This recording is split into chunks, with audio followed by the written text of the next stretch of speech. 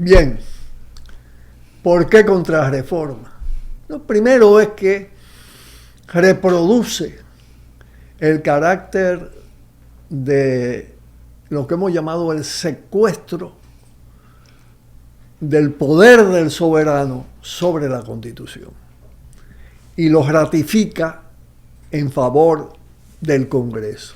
Desde ahí, este sistema deja de ser democrático.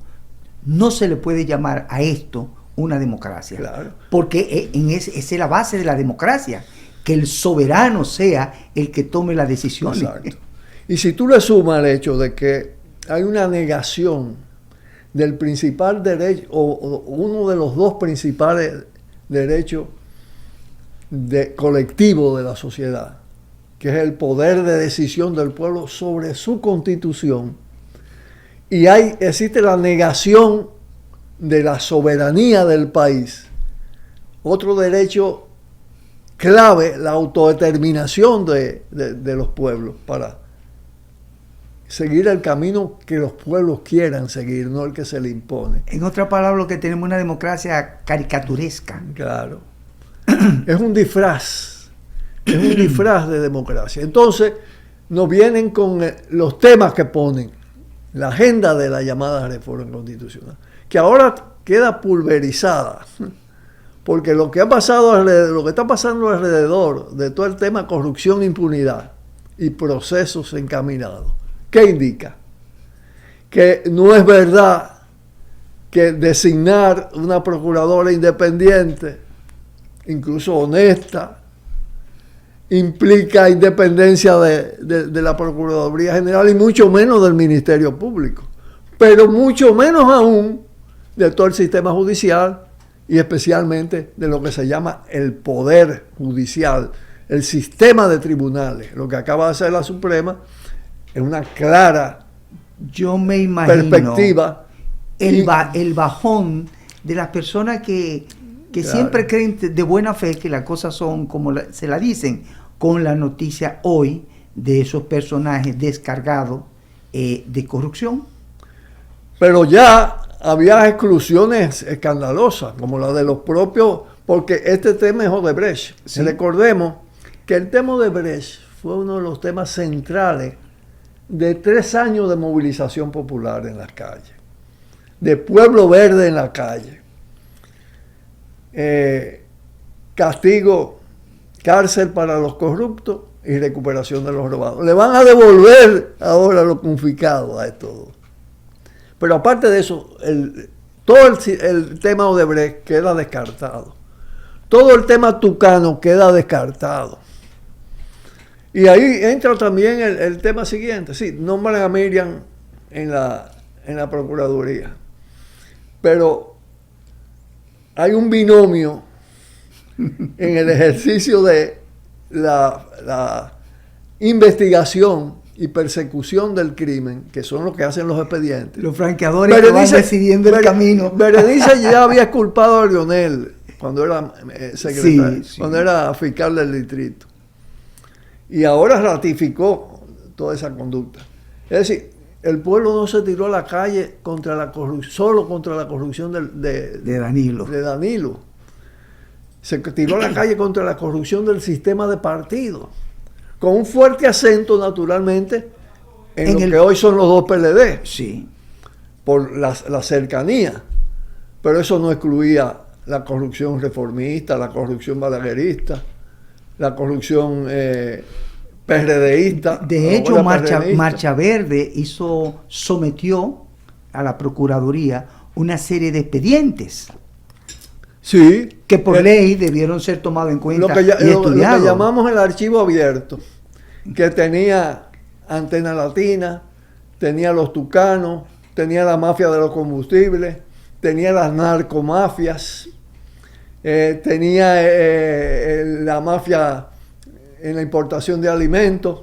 Todo eso fundamentado, datos, denuncias ya hechas, sí, que podían servir para estructurar expedientes.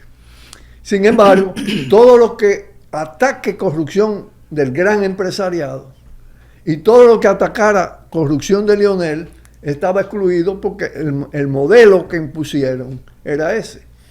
Entonces no había tal de independencia. Y ahora queda todo esto al desnudo. Lo que va a hacer ahora, lo que quiere que se haga en el Congreso, no sirve para nada. Pero, ¿cuál es la independencia de la procuradora o de la Procuraduría? Que hoy la designa el presidente y mañana, después de la reforma, el Consejo de la Magistratura. El Consejo de la Magistratura va a tener mayoría. Que lo dirige el presidente y su equipo. Claro. Y su partido. Va a ser más de lo mismo. Con una minoría sí. del segundo partido de oposición. Exacto. O del primero de la oposición. Beneficiado justamente en términos legales con las acciones de este gobierno. Sí. O sea que ahí no va a haber gran contradicción. Y si volvemos al tema fiscal, no lo podemos desligar del tema seguridad social y salud. Bueno, pues decía que el carácter redistributivo del presupuesto público y lo fiscal no solamente son los ingresos, también es el gasto, hacia quién va orientado el gasto. El presupuesto público se supone que debe estar orientado a mejorar la calidad de vida de los dominicanos. Pero ¿qué ocurre? Que el gasto no está orientado en ese sentido. Primero por la corrupción partidista. Tú tienes el barrilito, los otros barrilitos. Las evasiones de impuestos. Las evasiones de impuestos. Las exenciones, las exoneraciones. El ITEVI que lo paga el consumidor, que lo pagamos los pobres, lo cobran y los empresarios se quedan con el 46%. Sí. O sea, que el Estado no tiene capacidad para hacer que los empresarios... Y además, en el volumen total de los ingresos, la representación de los ingresos, de los impuestos que pagan los pobres, tiene un volumen inmensamente mayor que el que pagan los ricos. Yo te puedo asegurar que no menos del 75-80% de los ingresos regulares del Estado lo pagamos los pobres. Sí. Lo pagamos los pobres. Y entonces lo otro, ¿de dónde viene? Bueno, viene de otros ingresos del Estado, como venta de propiedades, ganancia a través del Banco de Reserva, que es propiedad del gobierno, préstamos externos o préstamos públicos, todo, que al final también lo pagamos nosotros. Porque ¿con qué se paga? Con el presupuesto público. Entonces, cuando tú ves... Deuda externa. Sí, ¿cuál es el programa de vivienda? En el país hay un déficit de 900,000 viviendas y hay más de 1 millón de viviendas precarias. 1.200.000 viviendas precarias. Y 900,000 que faltan, que no están, ¿sí? Eso no se resuelve con programitas de 500 viviendas, 200 viviendas. Eso es una reforma, claro, que implica una reforma de las tierras urbanas o de vocación urbana. Claro.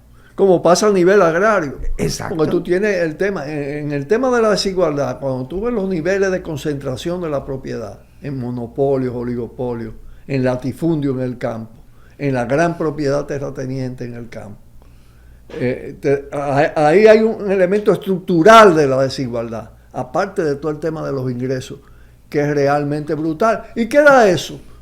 El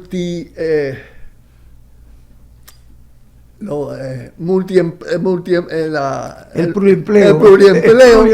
El pluriempleo que agobia, que agota a la gente. O sea, que la gente se echa 16 horas de trabajo.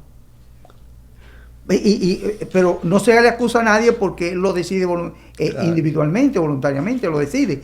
Pero que para poder sobrevivir, él necesita esa cantidad de horas de trabajo. Vamos a pausar y volvemos.